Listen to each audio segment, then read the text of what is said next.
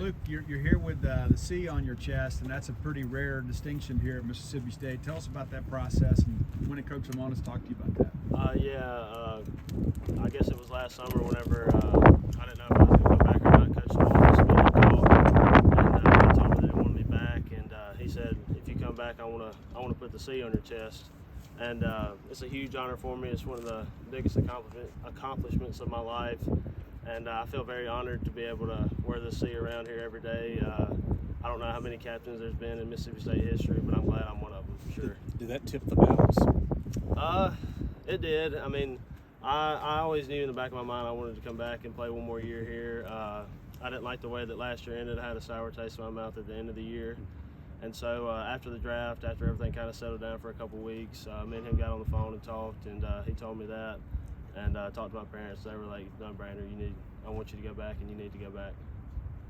You mentioned last season kind of how it ended. I guess how much of you and some of the other veterans on this team, coming back, use that as motivation to not let it happen again this year? Right. It's huge motivation. I mean, last year was embarrassing to this program, embarrassing to us, and it's not what Mississippi State baseball is about. I personally have just kind of tried to get it out of my mind. Tried to move past it as much as I can, but I mean, it's hard. Especially whenever you play at a place like this, everybody expects so much of you. And whenever you don't perform, people talk about it, and so we have to be ready to come out this year and perform and just play good baseball for Mississippi State. What's the field been like with the team this year coming into the season? Last year, y'all are coming off a national championship, and everybody was excited and all that. I mean, what's the shift been like for y'all this preseason, I guess? It's been good. We got a bunch of new guys, solid returners coming back that's going to help us out. A bunch of the new guys are really going to help us. I don't know if y'all have heard about any of them yet, but they're going to be some really good players for us.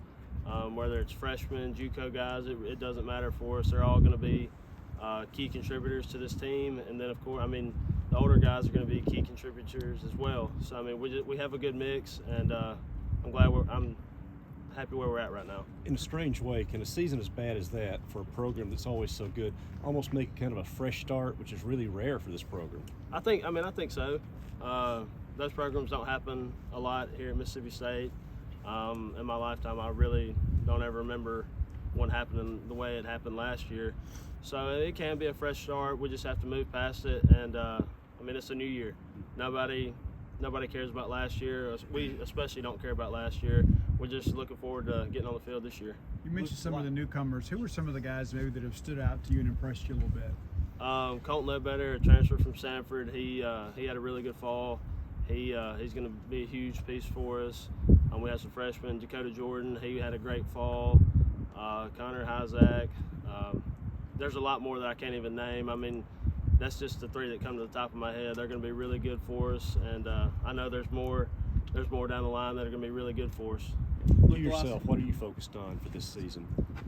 Just trying to help the team win any way I can possible. I don't really care how it happens. I just want to win. It's my last season here at Mississippi State, so I just want to win. I just want to go out there, give everything I got every single day, and just try to help the team win as much as I can.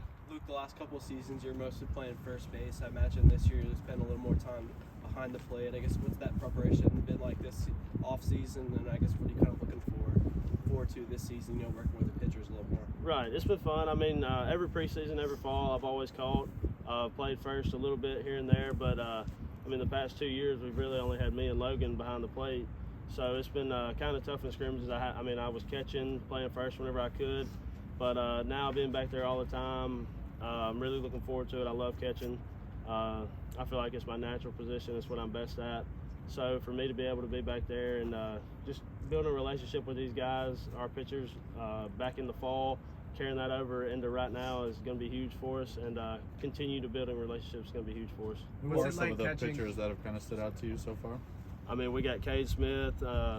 He was a great pitcher for us last year. He's been good. KC Hunt, Parker Stinnett, all those guys, all the returners that we have.